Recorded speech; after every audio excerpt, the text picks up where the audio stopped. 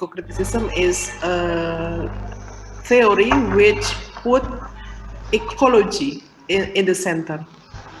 So of course, as human being, we understand that we are dependent on nature. Okay, so our environment is also a reflection of how we treat nature. So we are expected to work together with nature. As human, we have to look after them. You have to care for them. You have to look after so that the relationship between nature and human is what so-called mutual relationship. So that's why literature, as once again, I always say this to you, as an ideological apparatus capable of influencing people or touching the heart of people or moving people from unconsciousness, yeah. So not understanding or unaware of the importance of nature to appreciate nature. Because as you also see that we cannot live without it. And nature, actually, environment has given us a lot. Yeah, you could tell. Yeah, nature gave us earth, of course, to live in. Nature give us water, air, uh, also, of course, vegetables and fruits, and also animals. So it's very obvious that dependency on nature is very great, yeah, very high. Okay, so your question to the text that you are going to analyze is around that area. So whether or not in the story or in the text that you analyze, nature is put as important, sometimes not only setting but also character. Yeah. So nature also is probably capable of changing human, yeah, from someone who is greedy, manipulative, exploitative to caring and appreciating nature. Okay, so the question of whether or not, yeah, human in the story has that positive attitude towards nature or negative attitude. So and at the end, does human learn from nature and make mature character because of nature? Okay, so you also could see the relationship between nature and human in the story. Okay, so make a short analysis on the work that you choose orally today, because so far we had already the written analysis, but not for the oral presentation. Definitely today is not enough, so those who are in the list today I will call. The rest we will have to have extra time, yeah. So I will call maybe one more meeting for you who have not presented today. Okay, thank you, and I will call the first name today is Mbak Agnes, please. Thank you, ma'am. Am I audible? Can you hear me clearly? Yes, very clear. Okay. So today is about eco-criticism, and I am bringing a song called a song by Michael Jackson. And as Buwit has shared with us some questions on our WhatsApp group about the analysis, and the first one is how is the setting used in the work, just as a backdrop or as a character capable of changing others' characters' attitude? Well, this song is actually quite long, but I'm gonna make a short analysis on it. Um, well, I'm gonna read a bit of it. It starts with like, in one of the verses. This is not the first. I think about the kind of almost the middle, I guess, the middle part of the song. It says like, what about crying whales avenging the seas? What about forest trails burned despite our pleas? And it says, what about us? So I think that the setting of the place is described by the singer Michael Jackson. It plays an important role as a character to remind humans that environment is in danger, and that the animals, also the wilderness, was like exploited by humans. And like in the beginning of the song, it says like, "What about sunrise? What about rain? What about all the things that you said we were to gain? What about killing fields? Is there a time? What about all the things that you said was yours and mine?" So this song definitely is kind of towards the negative attitude towards eco-criticism, how humans is kind of exploiting and changing some, aspects of the environment. And it says here also, "Did you ever stop to notice all the blood we've shed before? Did you ever stop to notice this crying earth, this weeping shore?" And next is what do humans do to the earth or the environment in the text? Um, I've said before that one of the verses, another verse of the song says, "Did you ever stop to notice all the children dead from war? Did you ever stop to notice this crying earth, this weeping shore?" So the singer here pictures how humans sometimes created war, and also, of course, the cause of wars are like, the exploitation of nature's resources, and sometimes when human uses, gunfires and war infected, the air and soon becomes polluted from the wars. And then, do humans exploit nature and think only to serve their greed, or do they care or sacrifice for them? Well, this Earth song by Michael Jackson, it highlights the terrible outcome done by humans towards the environment. There's also a part of the song that says that goes like this: "What about animals turned kingdoms to dust? What about elephants? Have we lost their trust?" So, what kind of relationship happened in the text? The song lyrics here, Michael Jackson is using quotation mark at the end of almost every line. If you see the lyrics, it has like question mark and in almost every lines of the songs, and it makes us humans reflect, what did we do to the environment? And here we can see that humans have done so many negative things, but also, of course, I guess some positive things as well. But in the song, the tone is more towards on the negative side of what human did to the environment. And the next is, do humans learn and develop because of the environment? Yes, according to Peter Perry's book, Ecocriticism celebrates nature, life force, and wilderness, and also nature helps humans to renew the self and return to nature. This also helps humans to learn more about growth and aging, and how age is socially constructed, and it's more a part of a culture thing. And it's like, one of the aspect in eco-criticism. And what ecological ideology does the text have? According to Peter Perry, nature represents as an entity that affect us, and we can affect, and we can fatally mistreat it. And in the Earth song, we can see that.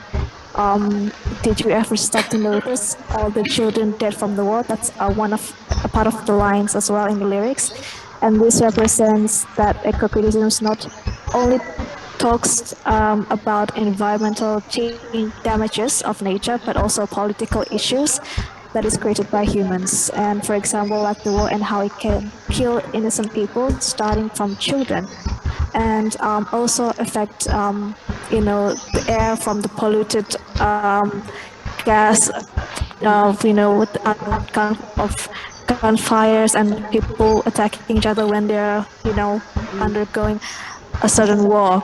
And in the song lyrics of the Earth song, it elaborates all four areas of nature according to the ecocriticism theory. And area one is the wilderness, the desert, ocean, and in uninhabited places. Area 2 is the scenic sublime, forests, lakes, mountains, waterfalls, and etc. And area 3 is the countryside. Also, the area 4 is the domestic picture queue of parks, gardens, and lanes. And the last but not least is, do you think the text inspire or motivates readers to give concern to the environment? And the answer is yes, because Michael Jackson's song, his Earth Song, speaks about environmental crisis made by humans. And from this song lyrics, it has questions like, what about killing fields? Did you ever stop to notice this crying earth, this weeping shore? We can see that Michael Jackson is trying to remind us to reflect on our Earth's conditions, and is it getting better or worse? And most of the time, humans record that they are hurting more, and it's towards the negative side. And eco-critics believes that nature exists as a part of human coexistence with the environment. So I guess that's all for me. Thank you very much. Thank you, Mbak Agnes. Okay. As we always ask the quality of literariness to movie, we also ask the quality of literariness to song, okay? Do you think this song has good literary quality? Because sometimes song just concentrate more on the music instead of the lyrics. Yes, because it's kind of like make us reflect on the outcome of like it says like most of what's interesting about this is how it's written, because almost in every single line of the song lyrics it has a question mark, and it makes us reflect like, what about the seas, what about apathy, and what about nature's worth, it's our planet's warm, or what about the animals, and it kind of and the song is really quite long, and I guess it really pictures all the desperateness of uh, you know telling humans to wake up. We have this certain situation that if we are not gonna change or make a difference, it's not gonna stop. We won't stop the greed and all that. So I guess it pictures a lot about eco-criticism. Okay. What is the nature of this song, Mbak? Do you think is it pessimistic or optimistic towards the preservation of ecology? I think it's pessimistic because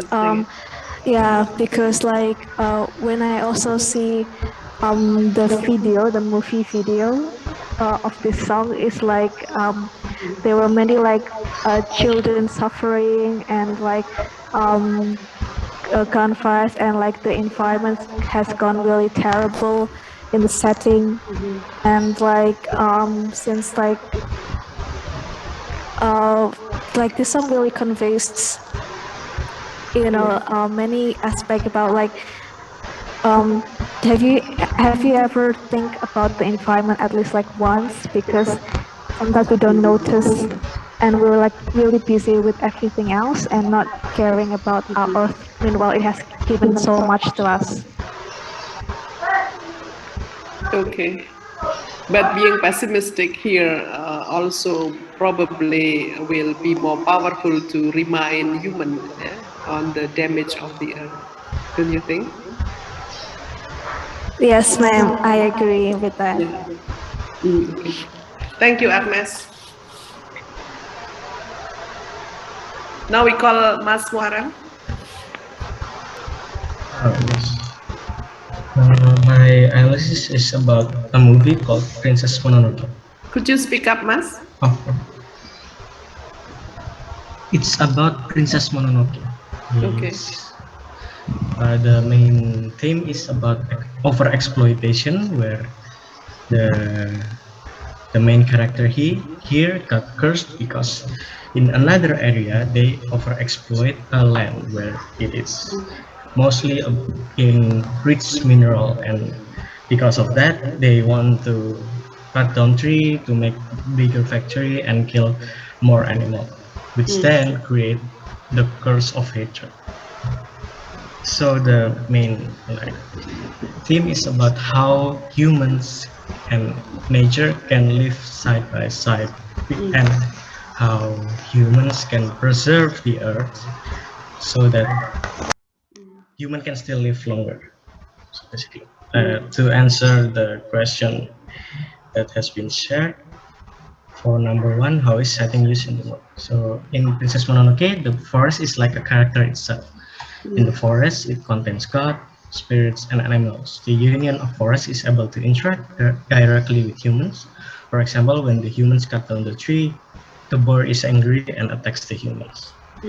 So we can see how the forests interact with us directly in this movie, and we know that how humans affecting the animals and how they affect how the animals react, how the animals like get angry at humans. It's clearly shown in the movie.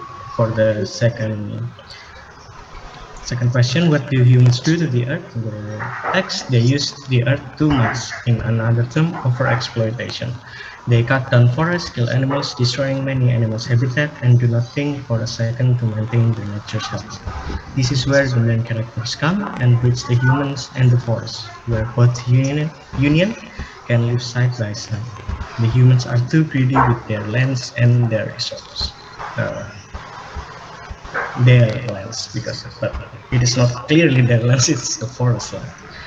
Number three, do humans exploit nature and think only to serve their greed?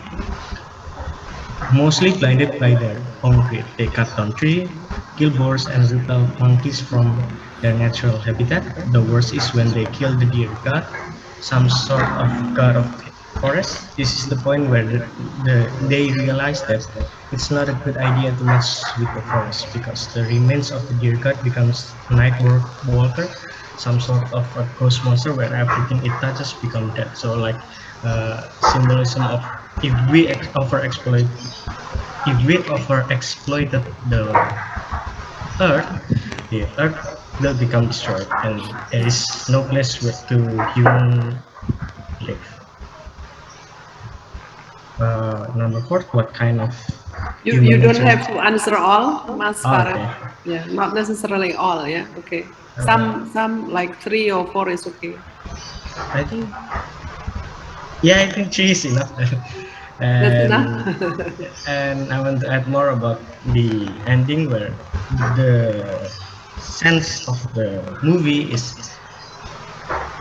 end with some sort of uh, optimistic, but with a catch. The catch is that because the gods of the forest is there, he is there to recover the earth. Yes, the earth is being recovered again, but if the humans don't learn about how to maintain the earth, it can be the same for the second time. So the humans need to learn, and yes, the humans in this story does learn at the end to maintain the earth, to be able to lebih lebih menjaga lagi. Okay.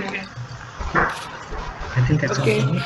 Mas Farel, Yes. which element do you think of the story? Which element of the story could be the character and characterization, or the plot, or maybe because you talk about movie, then the cinematography? Which element do you think is very effective in, influencing people to care for the earth?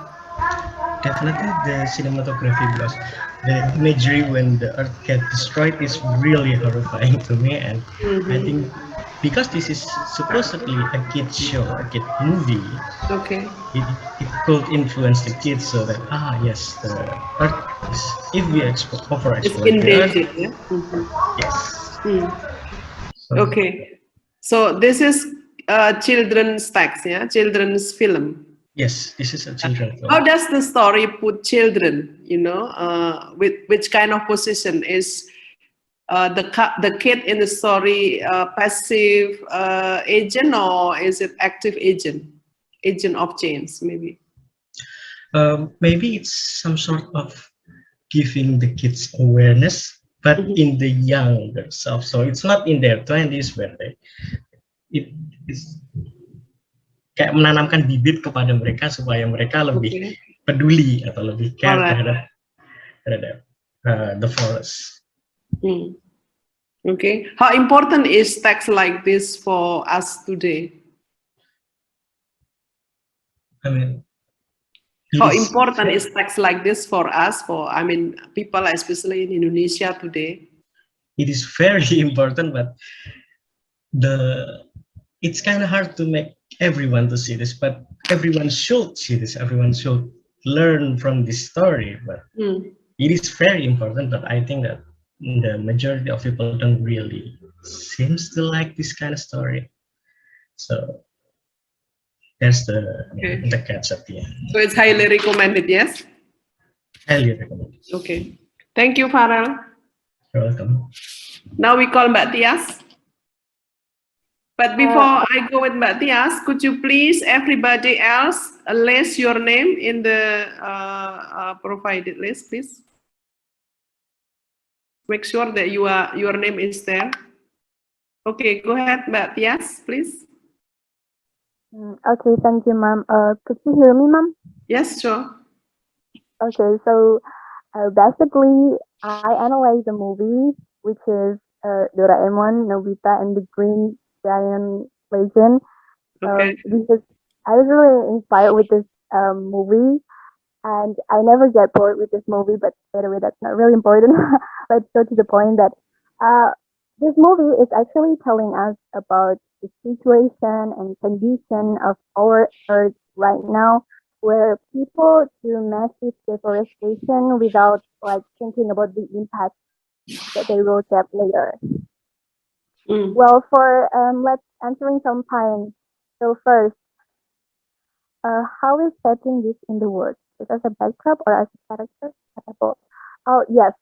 So the character are capable to changing the other character because Nobita and the gang, Doraemon, Suneo, Giant, etc. With an ecocentric perspective people, they could Mhm. stop the destruction made by those creators in the green planet and telling them that they are a lot of another Nobita who cares to the earth. Mm. And number two, what do humans do to the earth or environment in the text? Well, at the beginning, this movie show us that there are a lot of people who do a massive deforestation for their personal income without thinking the effect that's gonna happen later. Mhm. But at the same time, the main character, which is Nobita, found a seed which he planted in his backyard, even though his mom already blamed him for doing it. Then later on, this seed become a keyboard or a living plant, which halving the destruction made by the creature in a green planet. Mm. Number three, do human exploit nature and think only to serve their greed? Um, there are two point of view in this movie. First, people who do math. No. Go ahead. Oh, okay. I think humans and nature have a very close and inseparable relationship. Mm. Human is nature as well as her. Is there anyone who wants to talk right now? No. Okay.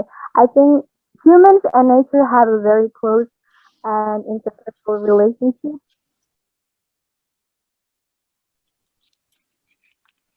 I Close think humans relationship. and nature have a very I don't know, ma'am. I think there is someone who wants to say something. No. No. Okay, so number four, point number four. I think humans and nature have a very close and inseparable relationship. humans need nature as well as nature needs human for their existence. Okay. And point number 5, do humans learn and develop because of the environment? Yeah, people learn about the importance of nature for themselves. As I mentioned before in the previous point, that humans and nature have a very close and inseparable relationship. Humans with nature as well as nature needs human for its existence. Mm. And number 6, what ecological ideology does the text have? I'm not really sure about it, but I think in this movie there are two characters. The one is anthropocentric perspective, and the rest is ecocentric perspective.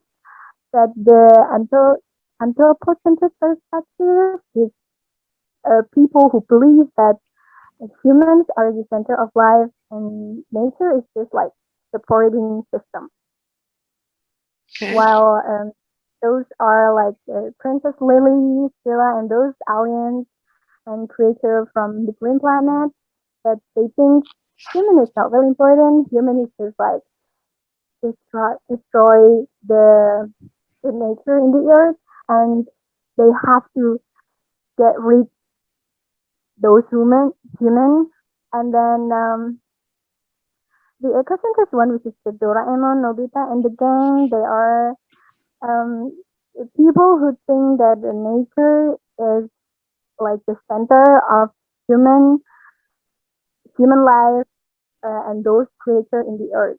And without nature, its ecosystem will not like run well as it should be. I don't think I'll go to the last point, which is, do you think the text inspire or motivate readers? Well, my answer is I think this movie really inspired the people. Mhm. This movie is aimed for a kids or young adults, so the way they Mhm. bring topics or I can say issue is very Okay. like to be honest, me as a child, after the first time I watched this movie, I literally plant a seed and watering my mom's plant, hoping that they will grow like people and saving this earth. But yeah, it's just imagination. But I believe that what we're gonna do, we will get the the feedback, some feedback from it. Well, I think that's all from me, mom. Thank you Okay. so much. Thank you so much. Okay. So, do you see children's empowerment in the story? Because most of the main characters in the film are children's or kids, yeah? How does the story empower children, do you think? Well, for I think for Indonesia itself, the number of kids, the number of kids in Indonesia is a lot, and if this not a situation, if this message can come to the kids, then they will aware with the what is it like nature, so they will have a mindset that we need nature as a nature need us for our existence. Is it Okay. clear? Yeah. Do children take important role in the story, Mbak, to save nature? Oh yes. Yeah, yeah. That's what I want you to explain. Oh, sorry. Yeah. Children is really important because here Nobita itself with the children with his Mm. gang, they kind of like primary or elementary kids, elementary students with Mm. like they have the same awareness about they have the same awareness about the nature. Like they know that there is a massive deforestation uh, in their school backyard, Yeah. and they're trying to stop it. They kind of telling their parents, and their Mm. parents like having a community which kind of fights the massive deforestation, and at the end they win. I Right. think children is really important in this movie itself. Yeah. So because children are put, as important role, yeah, which could do something about nature, yeah, how to save nature. then it brings about confidence for young generation to participate, yeah, not only as passive user of the consumer of the earth, but also effective agent, yeah. Don't you think? Exactly, Mom. Yeah, yeah. That's what I think. Okay. Okay. Do you think that stories like this, like the one which promote the importance of nature, should be written in Indonesia? Yeah, I think this is like it must, Yeah. I think, because as we know, the number of kids in Indonesia it's a lot. It's really Yeah. different with Japan actually, where the number of the young generation there Right. it's not that much. But they produced a movie which really like inspiring a kids, and I hope it must be written in Indonesia. As you know, the number of kids is a lot, and if Yeah. we could like send this message to And the kids, environmental problem is a lot too, right? yeah, exactly. If we Yeah. could, yeah, and the kids will gonna have like a mindset where we should take care of our nature, and Yeah. I hope it will happen soon. Okay. Yeah. Thank you, Mbak Dias. But before I continue, I'm still waiting for people to list the names because why I only see 4 people in the list. What's happened with you? Because if not, then I have to schedule, for presentation, maybe more than just one meeting. Yeah, so it will be very difficult for you. So please list your name, more people. Maybe today we will invite at least 13 to 14 people. So if you could add your name, please, will be very. Ecocriticism that I analyze is about the machine in the garden technology and the pastoral ideal in America Mm. by Leo Marx. So, What kind of text is it? Is it okay, a first movie of or? all, this is about the literary criticism. So, the machine in the garden technology and the pastoral ideal in America is a 1964 work of literary criticism Okay. written by Leo Marx and published by Oxford University Press. So, with the title of the book refers to a trope in American literature representing the interruption of pastoral scenery by technology due to industrialization of America during the 19th and 20th century. So this literary criticism is kind of have a relationship between technology and culture in 19th until 20th century in America. Mm. So this is a short of explain about the machine in the garden. So this literary criticism is about the conflict between nature and art, country and town. It's like simplicity about sophistication is as old as Western and civilization. Okay. So first of all, in this literary criticism, environmental issues become a main content on this eco-criticism analysis. The literary criticism begins with Leo Marx demonstrated that a pastoral idea guided the formation about America, culture, identity, and literature. Okay. So this urge is to idealize a simple rural environment about Marx's urge and continue even as America became an intrinsically organized, like urban, industrial, nuclear arm, and society. Okay, so in this literary criticism, Leo Marx claimed that the metaphor of the garden is the element that important on this analysis.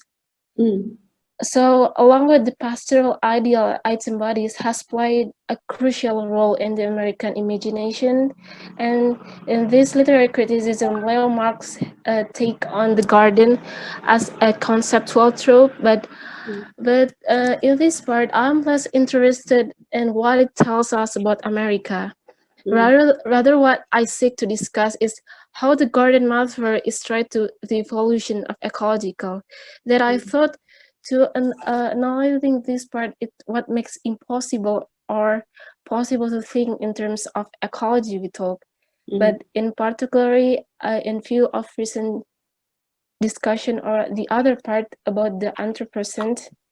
So what makes me interest more about the book Leo Marx is about the interpretation of romantic literature, that the way which it takes part in the intellectual onset of ecological consciousness in 1960th century. So the decade that is saw the rise of the modern environmental movement.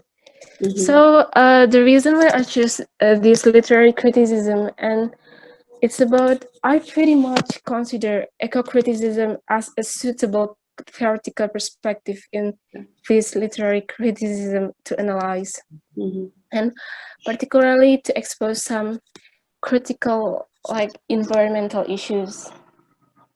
I think that's all for me, ma'am. Yeah, Thank okay. you.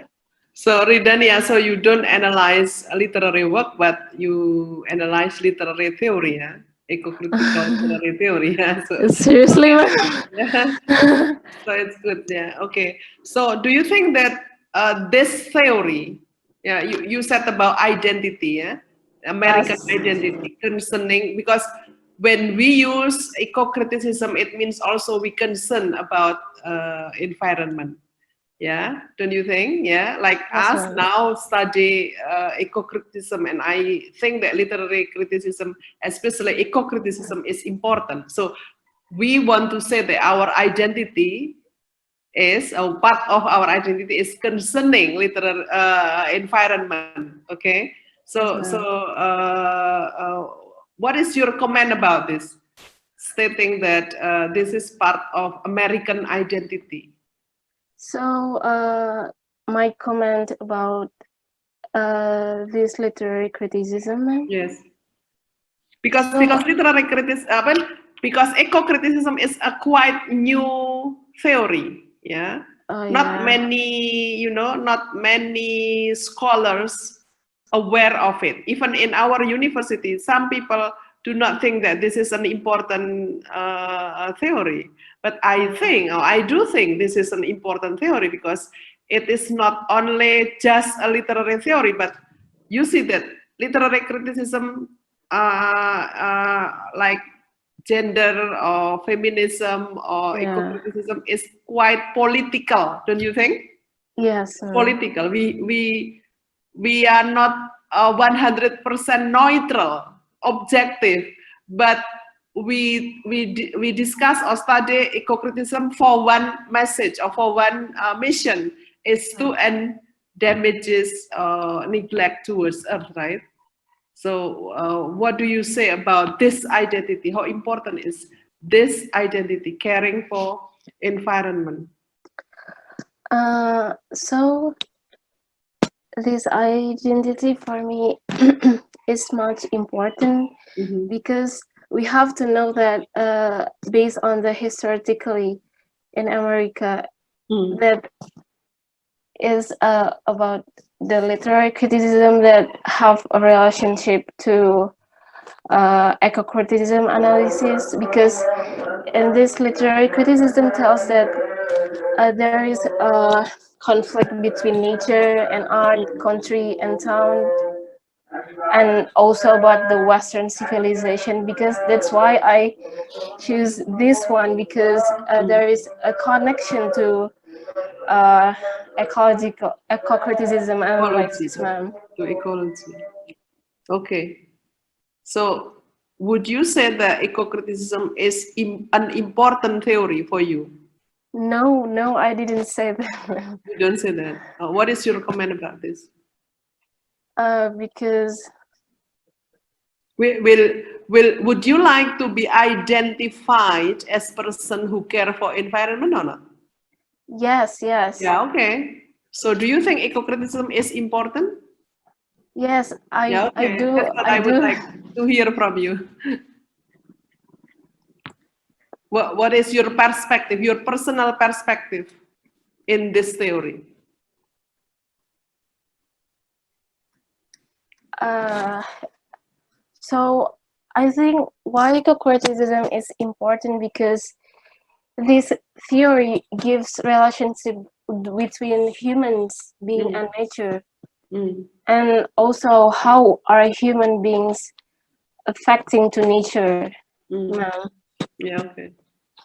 Okay, thank you, Ridhania Cahyono. Okay, you're welcome, ma'am. Next is, hang on, Unnyta. Yes, ma'am. Thank you. Yeah, go ahead. Okay. Unnyta Nila. The literary work that I want to discuss today is poetry. The title of the poetry is Earth Day. Is a poetry written by Jane Yolen. And Jane Yolen is a fantasy and science fiction writer from New York. She is also an expert in children's literature. And then Yolen's poetry use rhythm and rhyme in conjunction with elements of humans, nature, art, and environment. Okay.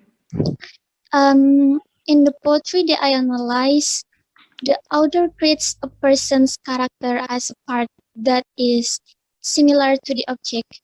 Like the author used the first person point of view using the word I, which acts as someone who feels that she or he is a reflection or a figure who is described as similar to the earth. In the first sentence of the poetry, I am the earth and the earth is me.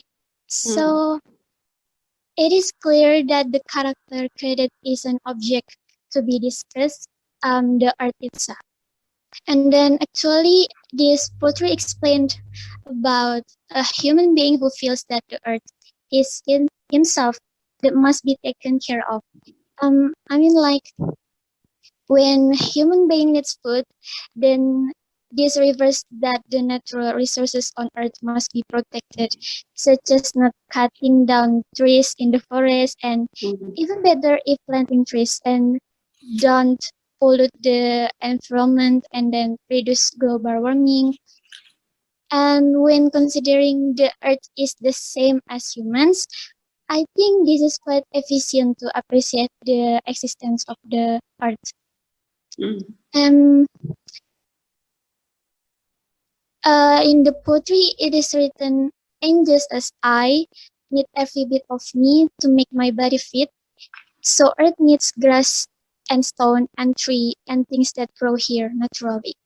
Just as humans need food to grow, the earth must also be preserved, such as tree, grass, so that in the text it can be said that humans care and sacrifice for the earth.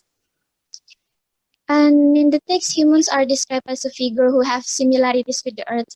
And it's just like when humans take care of their health, the earth must also be healthy too. And when humans get something that makes it grow, the earth also needs it. When humans cannot be hurt, then the earth must not be damaged and must be preserved. And then the human nature relationship in the text is described as a figure that is no different. It's just like a relationship with a lover who take care of each other. Like the earth protect humans and humans take care of the earth. And like the earth is ourselves that must be taken care of. Right. And then through this writing, the author intends to apply the concept of ecology into literature, where the approach is taken by making the earth as the center of the writing and making the earth as something that must be treated well, just like the main character or human in poetry. And at the first time I read this poetry, it was even very clear. I was inspired by the flow of the poetry to place the earth as the same person as humans. Like the same thing must be maintained and not be hard. When humans need peace, like then the earth must also get it. And through the last stanza, as long as life, as dear, as free, I am the earth and the earth is me. It can be explained that until whenever we are the earth and the earth is us.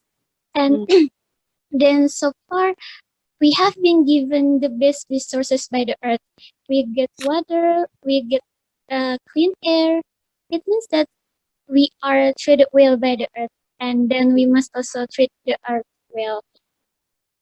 Um, Maybe because the author is an expert in children's literature, and I think this is the reason that her poetry is very easy to understand.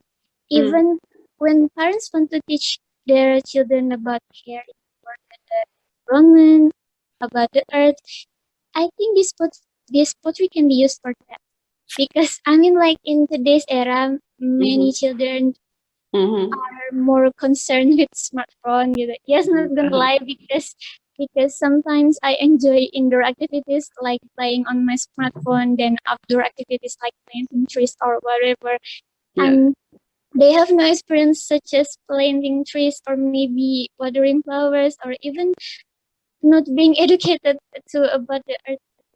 And I think by instilling a sense of assuming that the earth is our friend, our lover, even thinking that the earth is us can be a way so that many people care more about the earth. And I think this poetry is able to show that we really have to appreciate the existence of the earth. Yeah, that's it. Thank you, Mbak Unita. Yeah, it's very good analysis. So which element do you think is the most effective one? I mean, what makes this poem effective in influencing young generation? I think this is the one thing that I want to tell. Like, that a literary work, maybe especially poetry, most of people think that is about the love or a feeling. Yes, yes. Maybe they don't even understand that there are a lot of poetry that discuss about environment, about earth, about nature, and the important element that maybe more influence for everything is the sentence maybe. Sentence? Yes, because I think the first sentence, like I am the earth and the earth is me. It is like it's very clear to show everyone that the earth is just like us. Okay. So I think it's not on the sentence, but on the point of view, yeah. So Yes. putting nature and human as one, as inseparable, yeah, as Yes. interdependent, yeah, yeah. So I think that's the key success Yeah. of this poem. Yeah. It's just like Okay. when you destroy the earth and you destroy Yeah. yourself. Yeah. So the concept of take and give, don't you think, is very important in this film, in this poetry? Poetry. Yeah. Yes. Concept of take and give. Yeah. Yes, ma'am. Yeah. Okay. Okay. Thank you, Mbak Unnyta Yes, Ika. ma'am. Yeah. Mbak Okay, thank you, ma'am. Unnyta. Okay. Let's call on Mbak Anggi. Yes, ma'am. Can you hear me? Yeah. Okay. The literary work that I analyze is a poem titled Dirge of Dehradun. Okay. It's a poem that is written by Ruskin Bond. A brief about Ruskin Bond. He is a writer of British descent who has been writing ever since 1965, 64, and his works is mainly focused on mountains, nature, birds and beasts, and etc. Um, this poem is uh, actually written for to celebrate the Environment Day. He used the moment to express his feeling towards the two beautiful cities, which are Dehradun and Mussoorie, which was first well known as twin cities of happiness, but now over exploited through a poem. The poem lamenting the current condition of the two cities that is now struggling to control the population and rapid infrastructure development at the cost of ecological areas, and also trying to find a way out of poor waste management. The poem pictured the situation in Dehradun where free areas with green grass is no longer available due to the rapid infrastructure development, even in the ecological area, and the place is no longer friendly for all creatures. Human is the villain and the nature is the victim, is the point highlighted in this poem. A human exploit the nature, make it a big mess, and degrade the environment situation. In this poem, nature is seems as nothing but as a tool to serve the greed of human. And the relationship is no longer mutual, but human is the one who puts the nature into danger. Even the waste by human is a burden for the nature. And then I think the text is pretty can inspire the readers because this poem is sort of an enlightenment for the readers to see around and reflect how do they treat the environment or nature since ever this existence of nature of human. And actually no need to have such a damaged environment just like Dehradun or Missouri to realize that our home is now in danger. Situation similar to what is in Dehradun and Missouri is also happening. Hello, can you hear me, ma'am? Yeah. Okay. The poem want us to realize that situation similar to what is in Dehradun and Missouri is also happening in the other parts of the world because we can see that human is now controlled by their greed without thinking of their own home. That's all, ma'am. Thank you, Mbak Anggi. First question is whether this poem is pessimistic or optimistic. I think it's a pessimistic one. Could you explain why it tends to be pessimistic? Because the picture, the picture of the nature that is stated in this poem is yang dilihat udah rusak, and then at the end of the poem, the writer stated that in prose you made it sound so great. It was before I knew it was fate. So it makes me think that the poem is pessimistic one. Unless we work hard, then maybe we will not, we will not be able to sustain the world, right? Yes, ma'am. Yeah, okay. Unless we work hard, but if we work really hard, then maybe we will save the nature. Okay. Second thing is, usually poem is considered the most difficult literature if you compare with novels or short story. Maybe poetry is the most difficult. Do you find it challenging or more difficult to understand this poem?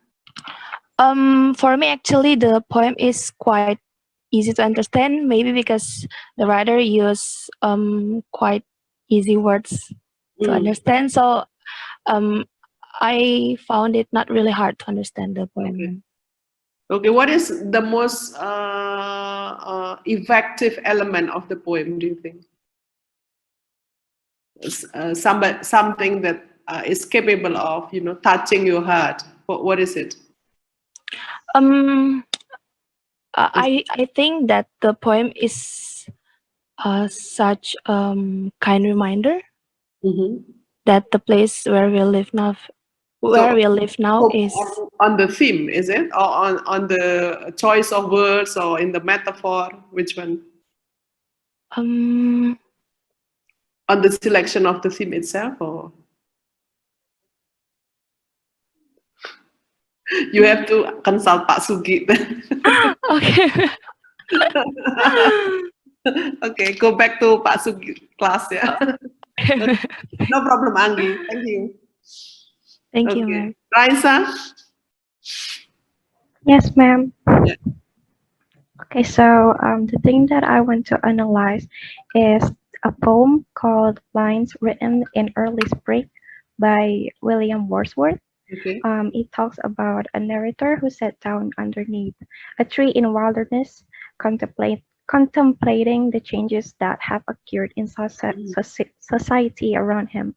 It expressed a comparison of the state of nature to the state of mankind. So, how is setting used in the work? The setting here is played as an important role in the text where nature has a connection with human soul. The speaker of the poetry is like lonely surrounded by the plants and animals. The speaker uses images of intertwining to convey the idea that everything in nature is connected. He hears 1,000 blended notes of bird songs and like sees periwinkle. Like periwinkle is sort of like a small blue flower that blooms through primrose tufts. It's like I don't know, perhaps like yellow flowers that grow in like little clumps of grass. And so like he speaks of the link with which nature connects between his own soul and the natural wonders all around him. And next, what do humans do to the earth or environment?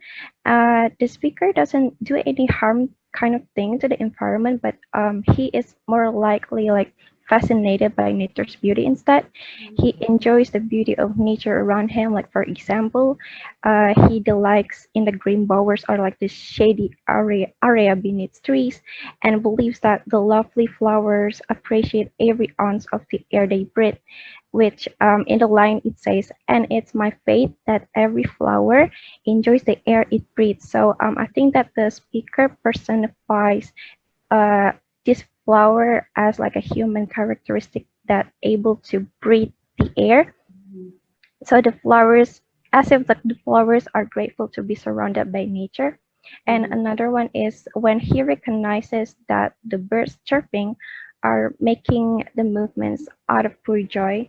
Like even though the speaker is like unfamiliar with their language, like how they're humming, their movements and ways like that, the speaker believes that they are living a pleasure in life. And the human exploit nature and think only to serve their greed. I think that the speaker in here is like more like grieving about what happened in the environment. So like he feels ashamed of what humankind do to nature. While he finds comfort in nature's beauty, he also feels sadness overcome him. The beauty and joy he feels on the spring morning reminds him that human life might be like um, be like this all of the time, but that it is not like that due to human stupidity. Like people like to fight each other and destroy the natural environments in which they live rather than following nature's plan, which is like living in peace and in harmony. And what kind of human nature relationship happen in the text? I think that the main topic is like how nature can be associated with humanity in the line, which it says, to her fair works did nature link the human soul that through me ran, and much it grieves my heart to think what man has made of man. And I think it means that nature connected the speaker's soul to all the beautiful creatures around him. And he also like feel terribly sad to think about like what humanity has done to itself. Itself in here refers to like nature. So the quote suggests that mankind and nature should not be as different as they are in terms of happiness. Okay. The line what man has made of man can relate to how people treat each other and how society impacts life. So does nature, because man's soul and nature are intertwined together. Whatever he does has an impact on the environment. However, the humanity fails to follow nature's ideal of interconnectivity and pleasure, despite the fact that the speaker believes that nature has created a connection between the human soul and the natural environment. He also believes that humankind has betrayed the connection. He laments what man has made of man, referring to how people have abused and rejected their unity with the rest of the earth, thereby violating nature's holy plan. So holy implies that he believes people have suffered not just an emotional but also like a spiritual relationship with nature. Mm, and then do human learn and develop because of the environment? I'm guessing yes, because like at the end of the last stanza, the speaker wonders if this is heaven and this is nature's holy plan, then what has mankind created of himself and his kind by separating from such joy? So in here, nature, according to this poetry, I think that is like an example of interconnected, joyful harmony, a peaceful balance in which all living things participate. But in the human world, it hasn't been act like that because man likes to, to destroy nature as well as his own kind. So if they could only follow nature's plan, then humans could share living in that harmony too. And uh, do you think the text inspire or motivate readers? Yes, I suppose this poem quite inspires people like to make a change in environmental movement.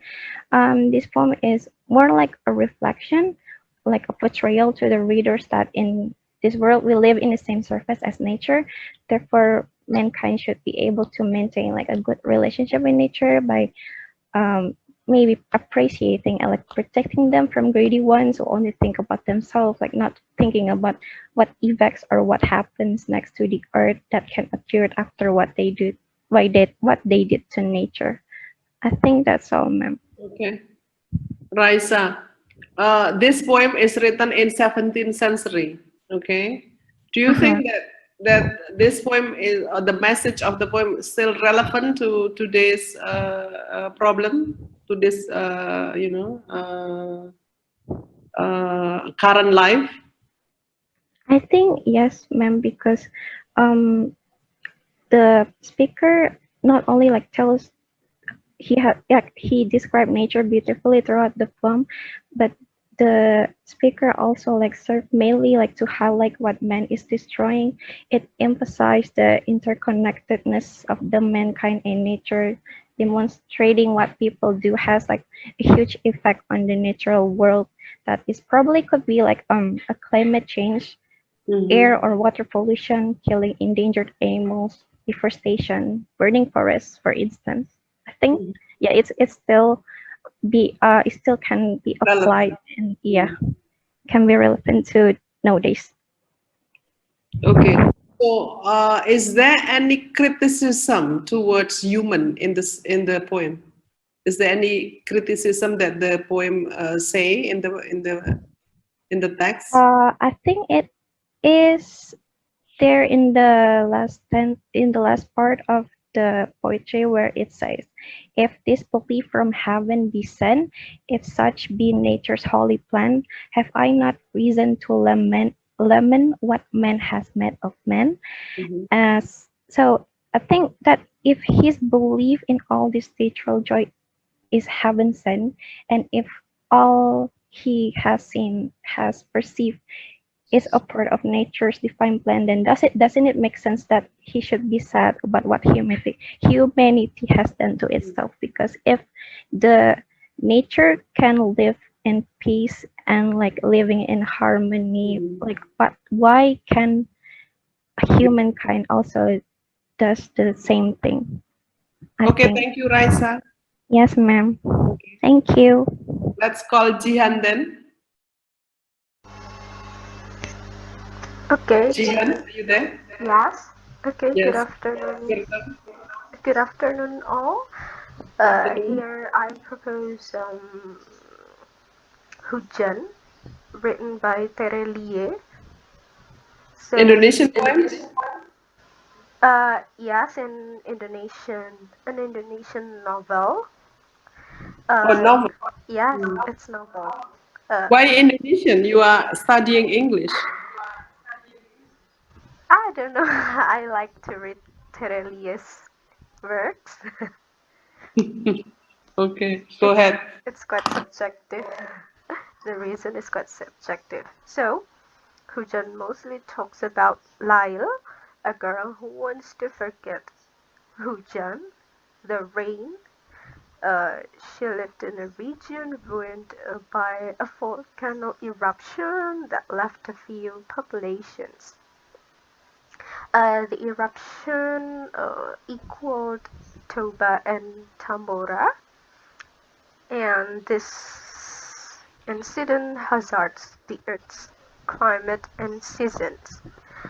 Lael, an orphan, met Esok in the evacuation area, and he saved her from earthquake landslide when she tried to take steps on the underground stairs. She lost her mom, and thankfully Esok could save and grab her arm, and they could run until they touched the surface, the road.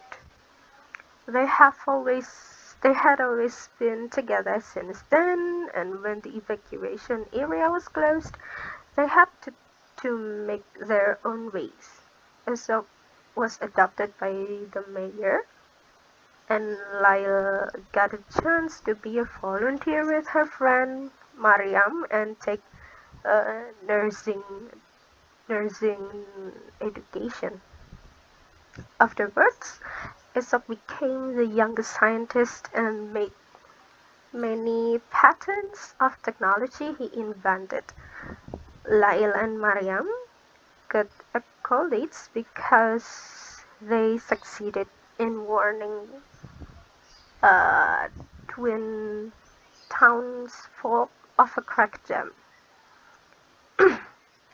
And right, Lyle realized her feelings for Aesop, but she was afraid to tell the truth, and she thought Aesop had Claudia, daughter of the mayor, to be at his side. And by the time Aesop made a plan to bring people to outer space. This caused by the Earth disadvantage to the populations, so the government decided to save them. But there was the people were chosen to be saved. As inventor, Aesop got 2 tickets to be the passenger, but he gave it to Lyle. Lyle refused. The mayor then begged to. Could you go straight to the analysis, Mbak? The novel brings romance together with the environment issues. The issues begin with an earthquake that paralyzes the modern life of citizens. It is written then that only 10% of inhabitants can survive, including Lyle, Esok, and Mariam. This disaster forces them to wear masks wherever and whenever they go, like this time. The volcanic ash can threat their health, and this is proven when little La'id went out without a mask, and there was a marine who reminded her to wear a mask. He also gave her a cloth mask. And the miserable thing performed in the novel is when the related people and government struggle to restore all the conditions. They also made themselves in a threatened condition by their technology. The rain did not come for months, even for a year, I think. Even the clouds, the temperature levitated 5 degrees. Ice had melted. Rice, yeast, corn, and other crops did not grow maximal, and it was difficult to find clean water. Environment quality became worse and worse day by day. At this point, humans could not handle the condition, and the final decision to move the chosen people to outer space to save humans and their descendants by a giant plane. And for the questions, how is getting used in the work just how is setting used in the work just as a backdrop or as a character capable of changing the other character's attitude? This setting presented in the novel is really portraying how the planet, the Earth, is very dangerous for inhabitants because of the disaster in the modern era. What do humans do to the Earth? From Lyra and Aesop, it is known that humans do help the environment to recover by being volunteers and helping townspeople and inventing new tools to save people and the planet, but they also harm the environment by making no rain to recover the situation. Do humans exploit nature and think only to serve their greed, or do they care or sacrifice for them? Uh, Fortunately or sadly, people in the work world worked for their lives by creating creative technology and saved the planet, but it cost the most that they endangered the planet. What kind of human nature relationship happens in the text to be concluded? The relationship at first is stewardship of the nature by recovering after disaster, but it becomes mastery of nature by taking over environment to repair its condition, but it doesn't result well for the long term. And the last, do you think the text inspires or motivates readers to concern themselves with the environment or environmental damages? It's a really good read for those who need a unique combination between romance and science. This novel is light to read and gives some knowledge related to the environment, and the author really brings environmental issue in a smooth way without teaching readers. And I think the book inspires to make a better world for humans and other living creatures. Thank you. Okay. Thank you, Mbak Jihan. So first is for the rest, we will not allow you to use Indonesian text, yeah. But for Jihan, yeah, because I forget to remind you that, then it's okay. But Okay. not for the rest, yeah. So I'm sorry, Mama. it should be English, yeah, English Yeah. text. Okay, that's number one. Two, second is the rain, yeah. So the title is the rain, or the rain there is a very, important element. Uh, what does the rain symbolize, do you think? Does it represent rain, or does it represent something stronger or bigger than just rain? Mbak Jihan. As you mentioned, ma'am, rain is important for the inhabitants, so it represents one of the character itself in the novel, but it but it rose smoothly to the novel. Okay, so it refers to something bigger than just rain, right? Yep. Yeah. Okay. Maybe the blessing or the. Yeah, that's right. Yeah. Okay. Next, this is local novel. Okay, so Terelia is Indonesian novel. Do you think the theme is relevant to global issue or what? Uh, yes, in my opinion, because the novel brings a disaster like earthquake that can be happen can be happen Can happen. can happen in time that we don't expect, and the technology for modern technology for the rest of their life, but it endanger the inhabitants itself. So do you think that Terelia's novel or Terelia's work could be regarded when it is translated into English, for example, as a world literature or Yeah, just in literature? it can be regarded as a literary work and World literature, yeah. literature, and there are novels that have been translated to English. English. Yeah, like Bumi, the novel Bumi Yeah, is yeah. translated to Okay. Earth. Okay, thank you, Jihan. Okay, thank you, ma'am. Okay, so guys, we still have more, yeah, many more, yeah, because we consist of 37 students, and we only managed to present 11, so we still have around 27 students to present. So I will offer one more meeting, but maybe long meeting, yeah.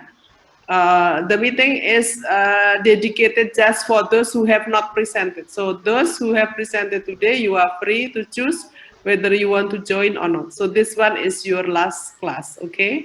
So for everybody, so what you have to do is to submit the analysis. Yeah, the last analysis is on eco-criticism. So using eco-critical point of view to review or to analyze one text like what you did today, what you present, but in the written form.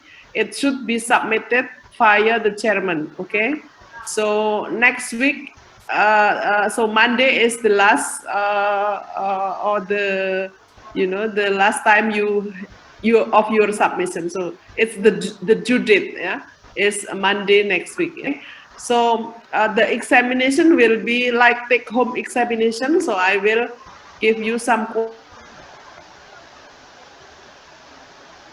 this semester.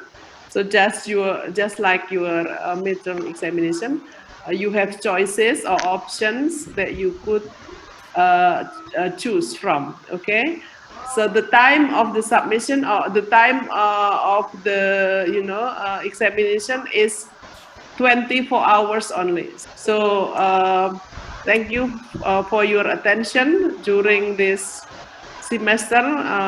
We have covered some literary theories, important literary theories. Of course, we are not capable of discussing all literary theories, but literary theories that I think is relevant for your studies.